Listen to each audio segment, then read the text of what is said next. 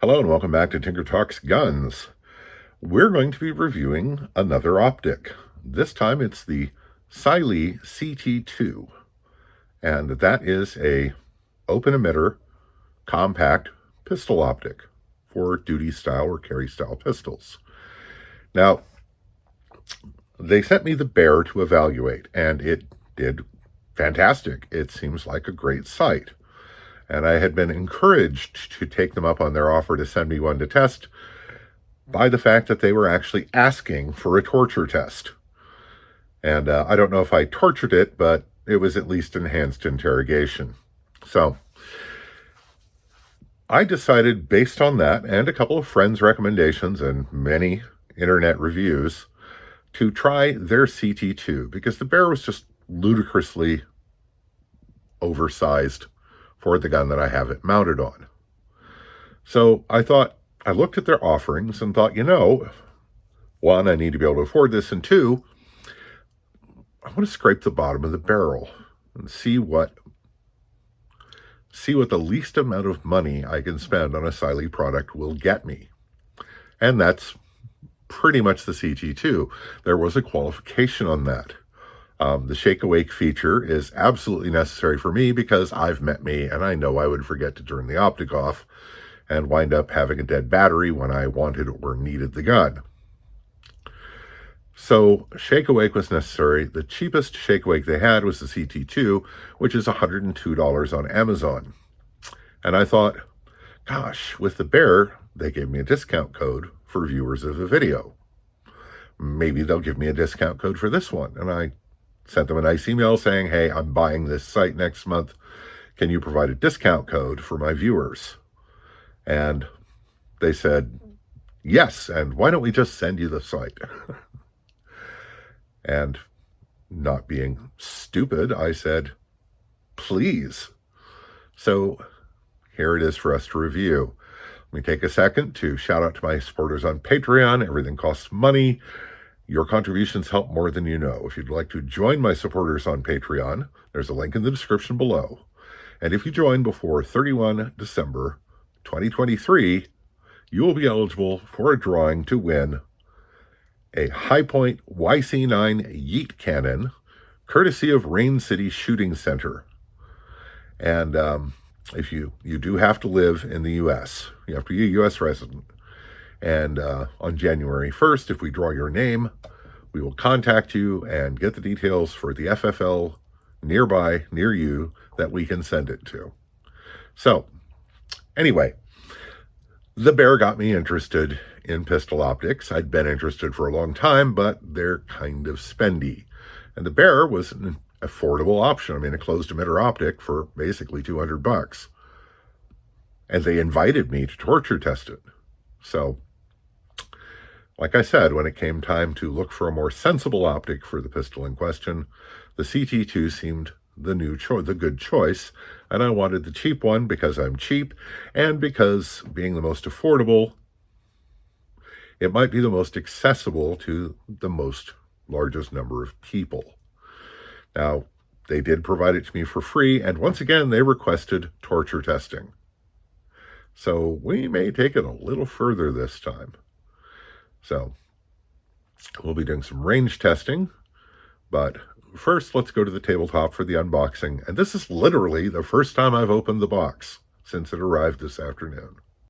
Unboxing the Cyelee CT2, we see that it comes in a box. Spoilers. We have the instructions. 0 read before use card. I would have thought that was the instructions. Little Cyelee sticker. And in here we have the sight itself, which has a Picatinny rail mount on it, which you can remove. A cover, kind of nice. And the sight itself, which is a shake awake red dot, adjustable by the buttons on the side. Battery goes in the top, which I really like because you don't have to take it off and ruin your zero. And also in the package, we have an extra battery, or perhaps the only battery. We have the tools needed, a couple little Allen wrenches, and over here we have a whole assortment of screws to fit this on different guns. Now this is an RMR footprint, so it will mount directly on guns with an R&R footprint, which is really nice because I happen to have a gun with an RMR footprint. My PSA Dagger Compact, which is currently wearing a compensator. I'm just playing around with that. It may or may not be there for the optics test. So the Cyelee is going to get mounted on this gun. Now, the features are, this is a shake-awake sight. There is no integrated rear sight. So I'm going to install this on the gun, and then we'll have a look. So the card that says read before using very helpfully tells you how to adjust the sight. Like, you know, that's totally not also indicated directly on the optic, but still, it's nice. And there is a battery in the sight, so that is an extra battery in the package. And I'll be taking this to the range soon and sighting it in and let you know what's what. Now, things to note: the suppressor height sights do co-witness nicely through the optic, and you can see the dot right there, which is a 3 MOA dot. The housing does not look exceptionally sturdy, but it does have these support braces, and the controls are very easy to use, being right here. And it's really pretty easy to acquire the dot just by, I mean, if you're used to lining up the sights of your gun with this setup, then you see the dot. So, looking good so far. Now, each of the assortment of screws does have a spot of blue Loctite on it, which I thought was really nice of them. The two tools provided are a screwdriver for adjusting the sight and a star drive for taking off the battery cover or the mounting screws. So, looking good so far, and we'll see how things go when I get it to the range.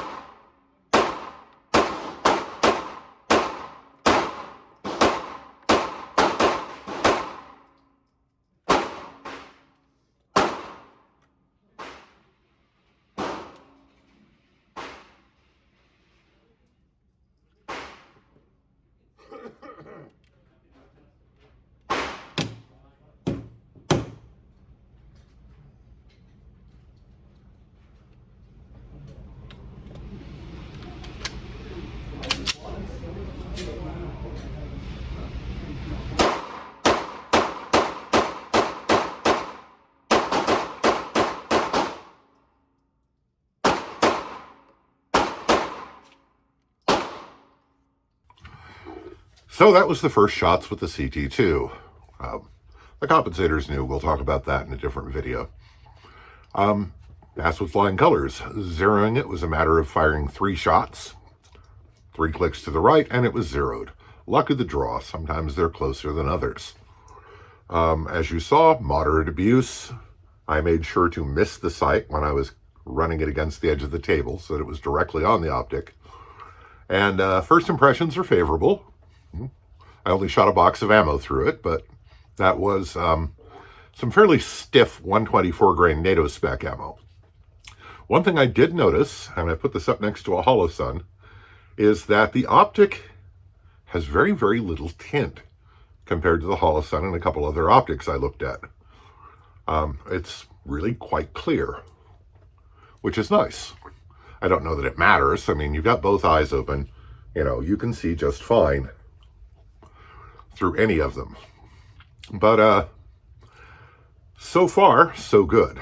It maintained zero through everything I did to it today, and I will be taking it out of doors for a significant scaling up in the level of abuse. Now, the disclaimer here is simple. There are things that I know will destroy the sight. I'm not going to do those because what's the point? Anything can be broken. But what I am going to do is a little maybe outside the bounds of day-to-day abuse. So, see how it holds up. So far, it's holding zero, working great, doing everything it's supposed to. So, stay tuned for part 2, because part 2 is coming. So, I hope this finds you well. Stay safe, take care, and we'll talk to you again real soon.